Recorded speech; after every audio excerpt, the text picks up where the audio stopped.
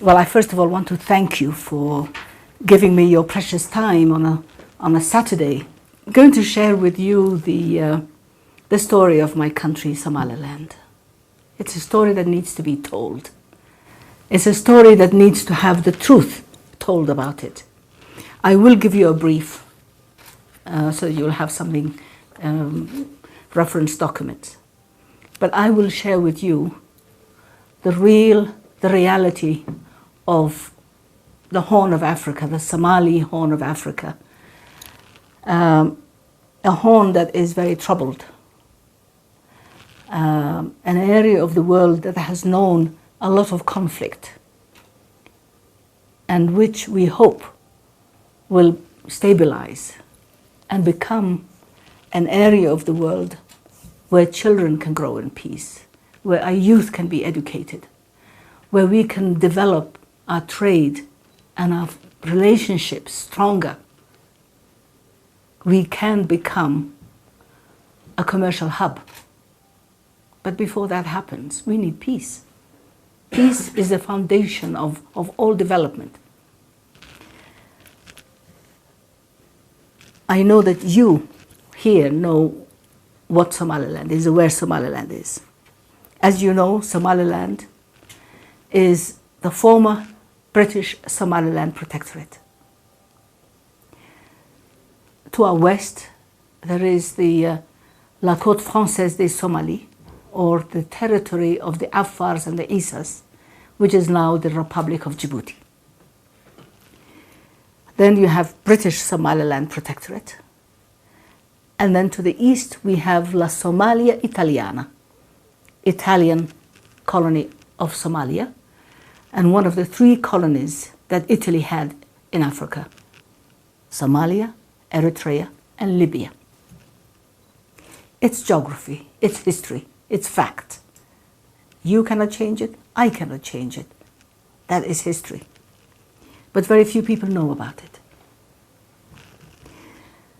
Somaliland is the only country among those countries that has never been colonized. We had a treaty of protection with Great Britain. Djibouti was a colony. Somalia was a colony. But Somaliland was the British Somaliland Protectorate. That is very important because as a protectorate, we have always been sovereign. Somaliland gained its independence on the 26th of June, 1960. We have the same birthday, the same Independence Day as Madagascar. And we became the 12th independent country in Africa. 42 countries sitting in the African Union today were still under colonial rule when Somaliland became independent.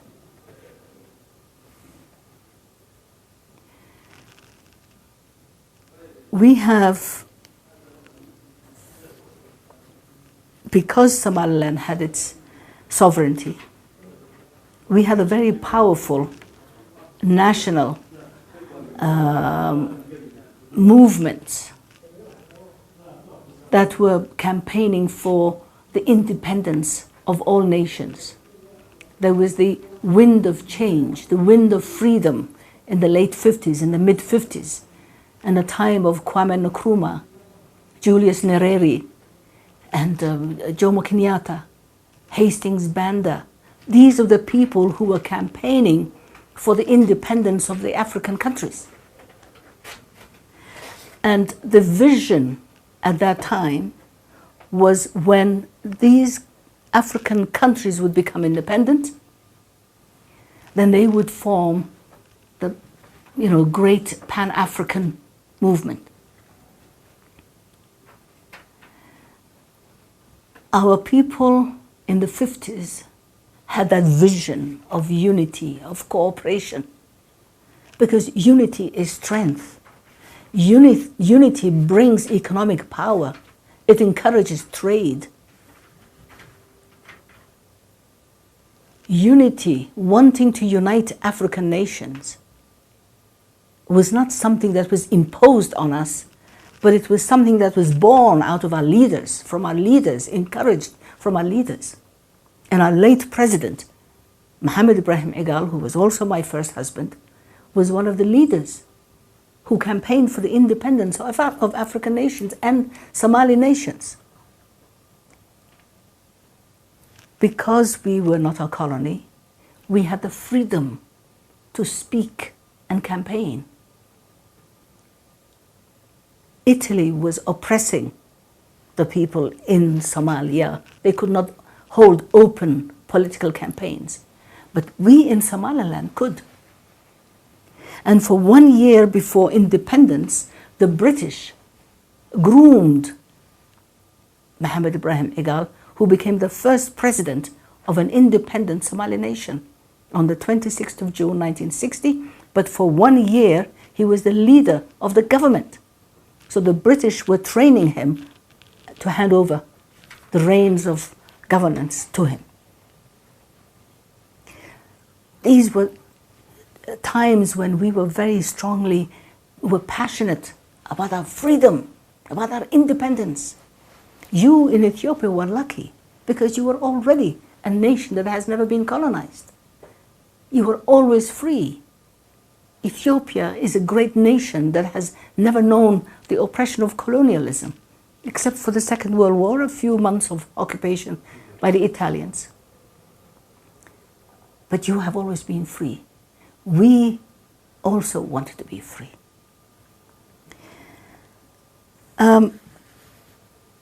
When Somaliland became independent and the date was signed for the independence of Somaliland, we began to campaign for the other Somalis. And the first ones were the ones in Somalia. And the agreement was that when the two Somali nations would become independent, they would unite to form the basis, the foundation upon which future Somali nations would also join. Somaliland, therefore, is the firstborn, is the senior nation, is the first fully sovereign Somali nation. I am repeating that 20 times because that is the fact.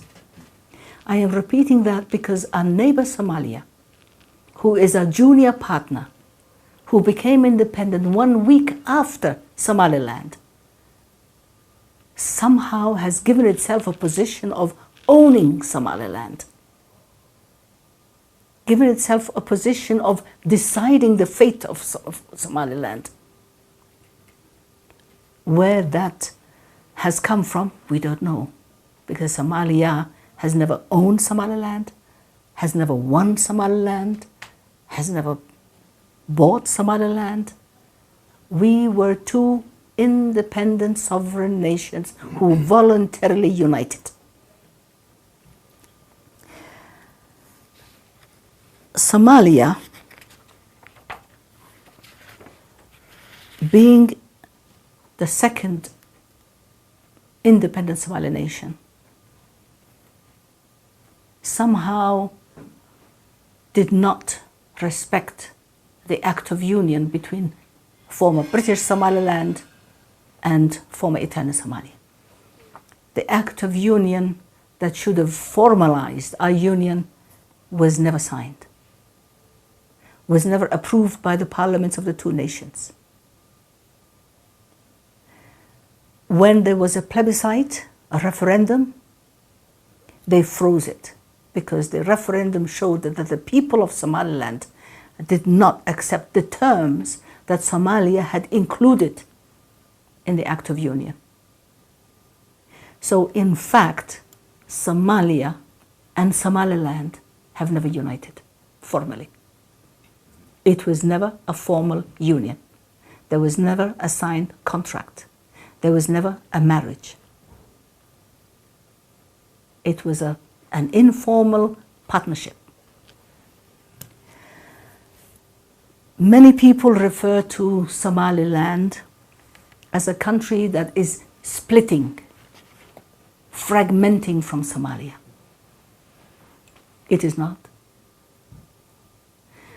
Somaliland is withdrawing from the union it tried to establish with neighboring Somalia. And the territory of Somaliland, the territory of former British Somaliland Protectorate, is as it was designed in 1883. It is the same when we gained our independence on 26 June 1960, and it is the same today. Somaliland is supportive of the African Union Constitution that condemns the fragmentation of nations. Somaliland is not a Biafra, is not a section that is seceding or breaking away. It's not a breakaway region. It's an entity in itself, a country of Somaliland. I will give you a map. Our union is similar to the union that we had with the union that Gambia and Senegal had, exactly the same. Senegal was French, Gambia was British. Same ethnic people on both sides of the river. They united. They did not need the permission of anybody to unite. And after 6 months, it did not work. And they said, well, we were better as friends and neighbors. Let us go back to our status before the union. And they separated. They were only Senegambia for 6 months. When they separated, the world did not punish Gambia, did not punish Senegal. Their decision to unite was respected. Their decision to separate was also respected. This is exactly what happened between Somaliland and Somalia.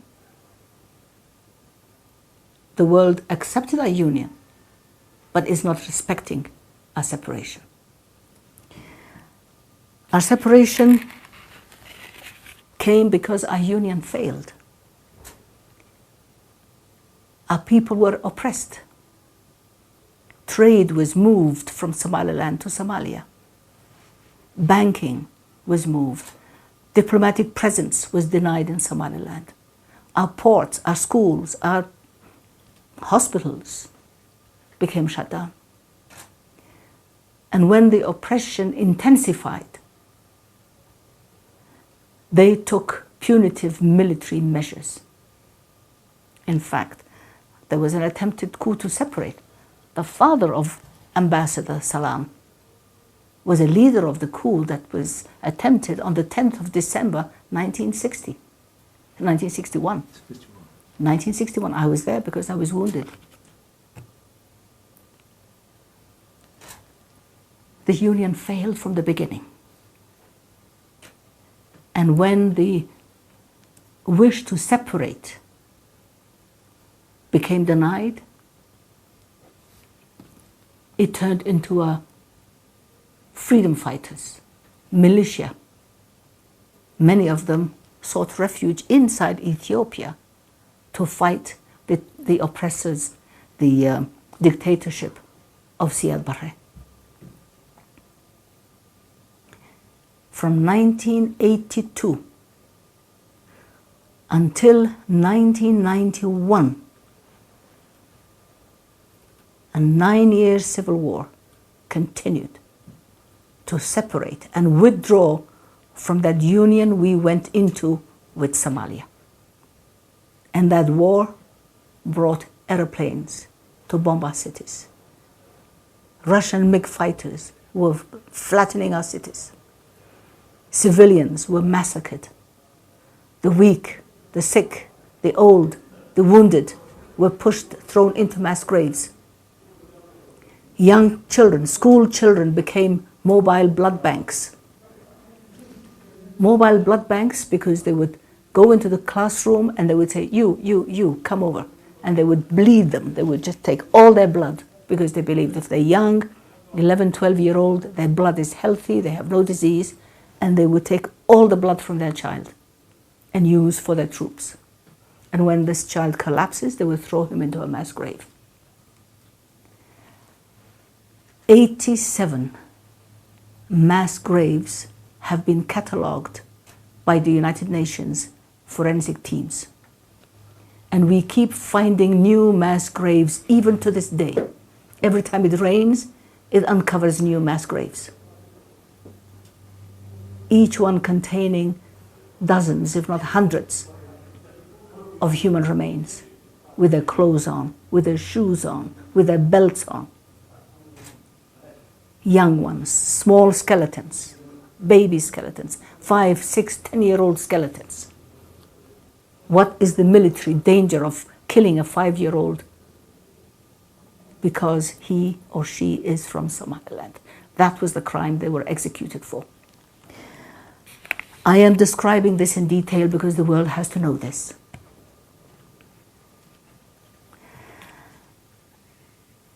In 1991, 9 years after our civil war ended, we ousted, defeated the troops of Siad Barre. Ambassador, Minister Abdullahi was another freedom fighter at that time, in the bush. Once the military aggressions were ousted, we began to rebuild our country. But before we could do that, we offered a general amnesty to all our people. All the clans, traditional elders, sultans, chiefs, leaders of Somaliland agreed on 2 things. The unanimous separation from Somalia. 2, their peace among themselves. No enmity, who was with who was fighting what. General amnesty. And that general amnesty also included the troops, about 30,000 troops of Somalia were still inside Somaliland territory and were as prisoners. And for 3 months, those soldiers who were captive, who were prisoners of war, were not shot, were not killed, were not starved. They were protected for 3 months. They were given food, they were given water. A Somali gives you water, he's giving you his life. We shared whatever we had with them. And once we secured a safe corridor, we said, go home. Just go back to Somalia. That is the best thing that we ever did. We could have denied them food. We could have denied them water. Within days, they would all have been dead. The crows would have had a feast. The hyenas would have had a feast. But that would have been the wrong thing to do. We started to rebuild our country. We brought our people back from refugee camps. The biggest refugee camp in East Africa was inside Ethiopia. Harta Sheikh. Ethiopia protected our weak, our sick, our refugees, protected them from other Somalis who were bombing them. You gave 1 million of our people protection, and we will always, always be appreciative and grateful for that. Others went to Yemen, others went to Djibouti, some went to Europe and as far as they could go, running away from an enemy who was their brother, another Somali. A Somali killing a Somali. We rebuilt our country with whatever we had left. There was no Marshall Plan, there was no, what was that name? There was no plan to rebuild Somaliland. We built it ourselves. There's no IMF. There was no peace dividend. There was no international support to rebuild Somaliland. There was no World Bank. There was no IMF. There was no bilateral aid. We did it with what we had and as best as we could. We developed our constitution. We established law and order. We demobilized our powerful militia that defeated Siad Barre. Not with international troops, but we did it our way, the traditional way.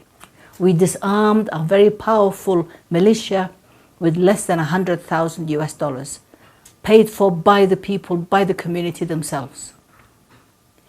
Our neighbor Somalia has had every nation support it and has failed to demobilize its Shabab and its militia. 28 international nations have been in Somalia. Americans have been there, the Germans were there, the Brits were there, the Ethiopians are there, the Djiboutians are there, the Kenyans are there, the Ugandans are there, the Rwandans are there, the Burundians are there, the Pakistanis were there. 28 nations have given their sons and the blood of their sons to protect Somalia, inside Somalia. And a victory is still not in sight. I don't know how many Ethiopian troops have died there. I don't know how many Americans have died there. Anybody who has watched Black Hawk Down will see the Marines who were dragged in the streets. Today it is Somalia refugees who are in Kenya, Dadaab, who are protected by Kenyans in Kenya.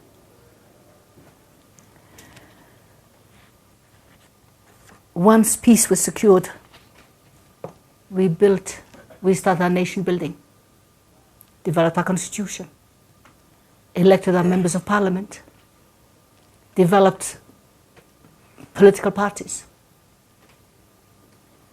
held a referendum in 2001, attended by international observers, to decide, to ask the people, do you approve the constitution? And do you approve the separation from Somalia? And 97% of our people said, no more Somalia. My government, the government of Somaliland, is respecting the will of the people, the will of 97% of our people who said, no Somalia. Since then, we have held 5 peaceful presidential elections. Our current president, Musa Bihi, who was elected in 97, was elected, and I will give you the figures, 305,909 votes. He had 55% of the registered votes. Formaggio next door was elected with 184 votes.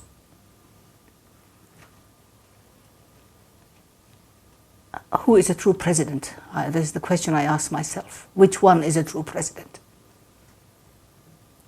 The one who is elected by 1/3 of a million people in a population of 4 million. By the way, the land of Somaliland is bigger than 18 countries in Africa. Because many people think it's a small country. We are bigger than 18 countries. Our coastline is 850 kilometers long and pirate-free 850 kilometers coastline. When right next door in Somalia, in the tip of the Horn, in that region that calls itself Puntland now, Mijertenia,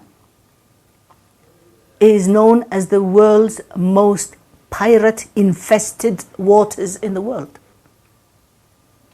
So right next door is the most pirate-infested waters, where ships are pirated, where people are taken hostage. And in Somaliland, we have never had one single hostage taking, not one single act of piracy has taken place in Somaliland. And in the last 28 years that Somaliland has separated from Somalia, we've had one act of terrorism in 2008. instigated, of course, by neighboring Somalia. When Somalia experiences several terrorist acts a week, if not a day. The president of my country, Somaliland, controls the entire country of former British Somaliland Protectorate. All 175,000 square kilometers of it. The president of Formaggio does not even control one street. Even his presidency is protected by Amazon. Protected for him.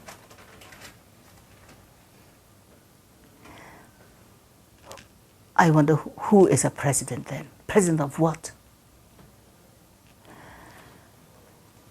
We have Somalia has maintained peace and stability over the years. We trade with all nations. We trade with African nations. We trade with Asians. We trade with Arabs. We trade with Americans. We trade with British. We trade with all nations. Most of all, we enjoy a privileged position when it comes to our trade with Ethiopia. The port of Ethiopia has a partnership. The port of Berbera has a partnership with Ethiopia. And 19% of the port of Berbera is contracted to Ethiopia. Together we look after it. Together we manage it. Together we will build it. Together we will expand it. Together we will continue to trade with each other as we have done for millenniums and for centuries. The Berbera corridor is now being contracted and is being built. Ethiopia is in a very privileged and much appreciated position when it comes to trading with Somaliland. And at this point, I really want to thank the repeated hospitality and the welcome that our government and our delegations receive each time we come to Ethiopia. Ethiopia has become our second home.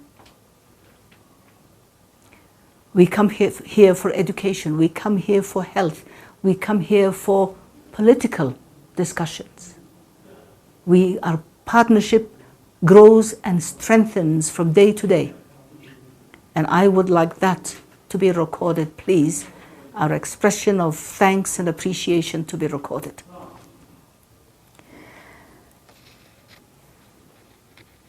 Recently, our president and his delegation traveled to the country of Guinea Conakry, on the invitation of President Alpha Condé. Over the years, Somaliland heads of states, ministers, and delegations have visited over 90 countries. In each one of them, we have received warm, friendly welcome and receptions. Red carpets, presidential salutes, friendship. Our neighbors in Somalia have decided, for reasons unknown to us, to sever relations with Guinea for having welcomed the delegation from Somaliland.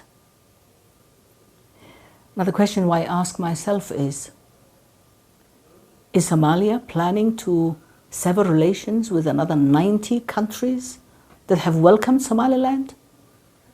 Is it planning to sever relations with Ethiopia, Djibouti, and others? We think this is a great disrespect to the president, who is very much loved by his people and respected by the rest of African governments, President Alpha Condé, It's a great disrespect and an insult to a head of state who cannot be given a dictation about who he can welcome to his country or not. President Alpha Conde does not need the permission of Shabab or terrorists or the heads of failed governments. And since Somalia is very expert in terrorism, I'm asking myself, are they inventing a new form of terrorism? Diplomatic terrorism? Political terrorism?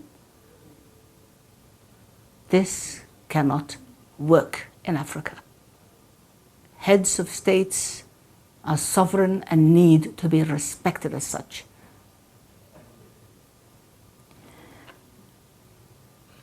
The world considers us to be still part of Somalia. When we united with Somalia, Somalia was one country. Today, Somalia is fragmented.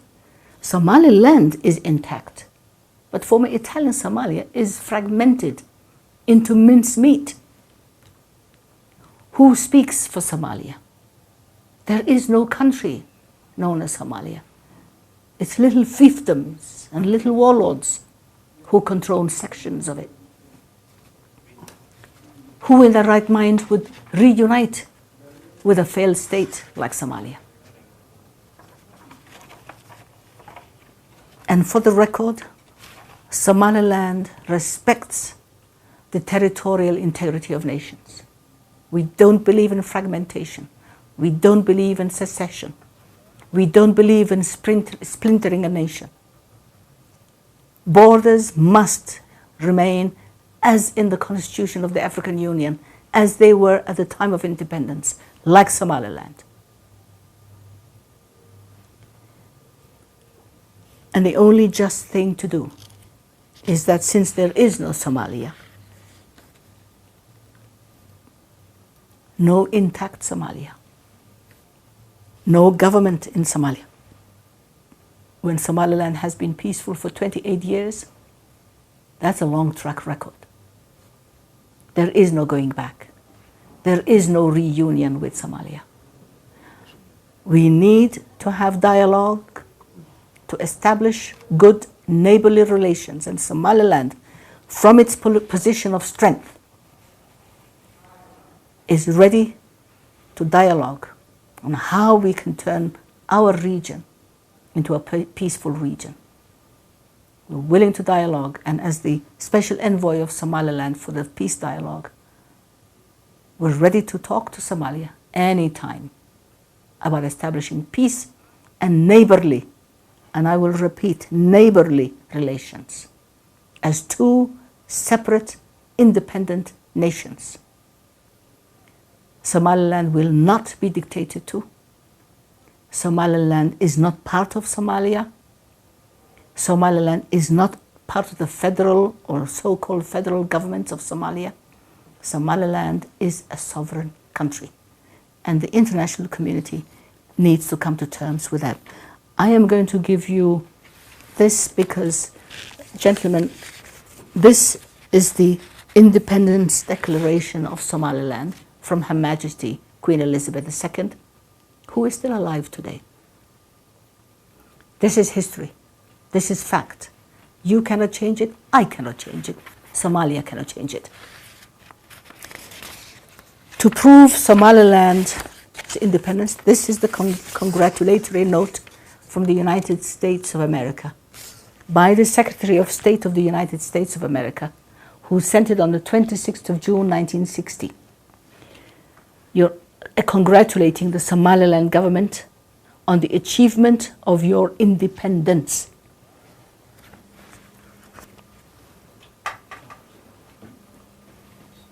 Yeah, on the achievement of your independence in 1960. So when people say Somaliland wants its independence, they don't know what they're talking about. Somaliland has always been independent. And I have also added this to show you French Somaliland, Djibouti, British Somaliland, and Italian Somalia. That's how the territory was at the time of independence. And gentlemen, I am happy to answer some questions if necessary. I will give you this as a reference, and my colleagues and the Minister of Health, who I should have introduced at the beginning, and I hope you will forgive me for this oversight, are here. We're here on a goodwill, not only for Somaliland, but for the entire Horn. We must be wise. We must build our nations, and we must bring peace to our Horn of Africa. We cannot spend all our energy on fights and weapons and killing. We must learn to build and grow. We must learn to improve. We must reach the development that other nations have reached because of peace and stability. So I thank you for having given me this opportunity to explain the position of my country to you. I hope you will share this with the world, and I'm happy to answer any questions. And of course, you will excuse me because I am 82 years old. If I talk too long, you will forgive me, but that's what grandmothers are for. Thank you. So my first question is, at 82 years old, how do you stay so beautiful and so young? What's the magic? So my second question. Your nation is lucky to have you. I've never listened to someone speak so eloquently for a country that we know very little about. I've never been to Somaliland. You're invited. But I'm tempted to even come by your speech. And I was just listening to trying to watch your TEDx talk, and I was doing your background information because you didn't introduce yourself at the beginning. But it's like listening to it's like poetic justice. So thank you. So my question is, our Prime Minister is known to venture to nations like Sudan and even attempt to bring peace in Yemen and trying to bridge the gap between Kenya and Somalia. Have you spoken to him? Have you, your president, in terms of having him play a role to bring the kinds of conclusion you want to see between Somaliland and Somalia? Thank you. Your president is my friend. She's my colleague, my friend, and you're very, very lucky and blessed to have a woman president like Sahle. We were diplomats together in Djibouti when she was ambassador, and she's a great woman. I love her very much. Well, I just saw her in Vancouver a few weeks ago. We just kissed. Your prime minister did not forget to try and bring peace. He brought peace between Eritrea and Ethiopia. Who would have imagined, who would have thought that possible a year or two ago? The problem is, in Eritrea and in Ethiopia, you have people who can dialogue and speak and understand each other. Our neighbors in Somalia do not want peace because they are gaining from lawlessness. Lawlessness has become their trade. They don't want to come to the table. They don't want to accept anything short of domination or ownership of Somaliland. And this is not going to happen. When Somalia cannot even control its own country, that is the obstacle. We don't have a willing partner. We are ready. And your prime minister did not overlook that. He tried. My president and your prime minister have had several dialogues, because together we work on the peace and stability of the Horn. Ethiopia is our biggest partner. That's why we have no pirates. That's why we have no terrorists. Together we keep watch. You sleep because we keep watch. We sleep because you keep watch. We keep watch for each other. Our partners, our neighbors in Somalia do not want peace. Thank you. Regarding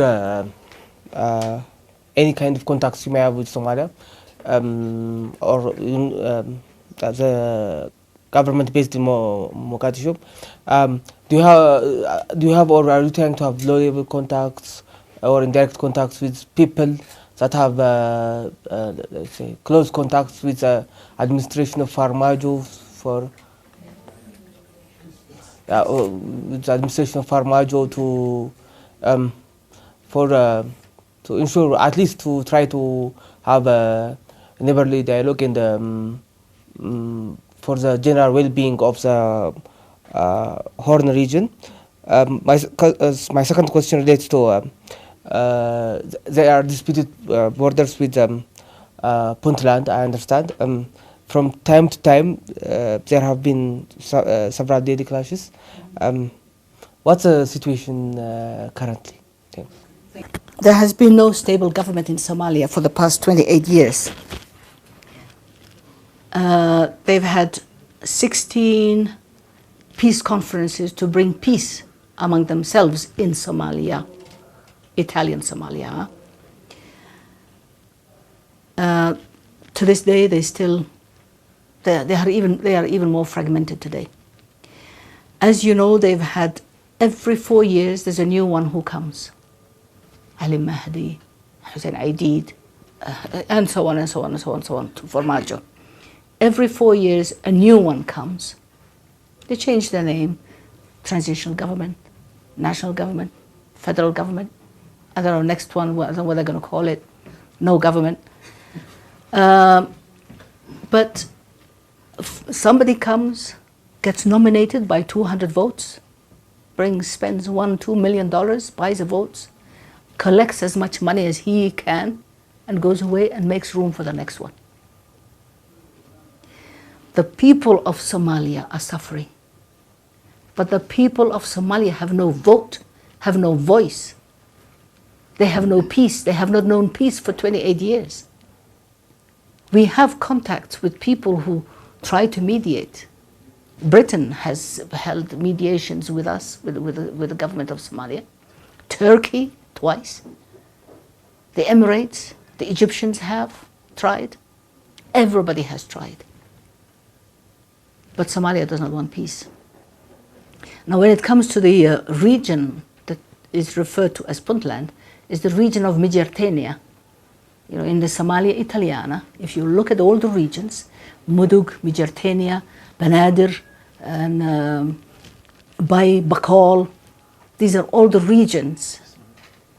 Juba, and the region of Migertenia changed its name in 1998, 21 years ago, to Puntland. But it's a region of Somalia. And of course, because it's the nearest one, the one that we have a border with, there are always skirmishes and there are always aggressions. But the boundaries of Somaliland are not disputed. They are as the British has left them in 1960. Okay, thank you very much, Madam, for this briefing. You enlightened us a lot about our neighbor, which we only know a little about. Thank you for that. I have a few questions. Yes, sir. The first one is, let me introduce myself. I'm Andualam Sisa. I write for New Business Ethiopia. It's a more economic website. And I also write for Daily Nation as a correspondent from here for Kenya. The first question is, I want to focus on economic and trade relationship between Ethiopia and Somaliland. Can you put some figures on these trade relations over the past years, how it was growing? And the other is, there is expansion on the port of Berbera, and any progress on that one? That's also interesting to know. And why, finally, about the political issues that you just mentioned, why do you think these efforts have failed again and again to bring peace between the two brothers, Somaliland and the Somalia brothers, since you have the same culture, the same religion, the same people, and how come it is difficult for you guys to come into consensus at some point? Thank you so much. You know that there are always regular convoys from the port of Berbera. 1/3 of the food aid that is coming to Ethiopia comes from the port of Berbera, you know that. That is the formal UN food aid. But the other trade is growing in both directions. Exports from Ethiopia and imports into Ethiopia. At any given time, you will see trucks, convoys with Ethiopian plate numbers from Berbera coming to Ethiopian borders. I don't know the size of it. I wish the Minister of Finance, who is here with us, could have given you that. But it is growing. Why no peace? The same question. Why were there bombs dropped on Hargeisa by the Somalis, by our brothers, the people from our color, the people from our religion, the people from our clans, the people who have ethnic similarity with us? Aggression. Somalia, aggression. Somaliland, we treat the sick, we educate the young, we give shelter to the poor, the beggars come to us. But Somalia does not want peace because terrorism has become their industry. And if they join us, we will, we require peace, stability, discipline, law and order. They don't want that because they gain from lawlessness.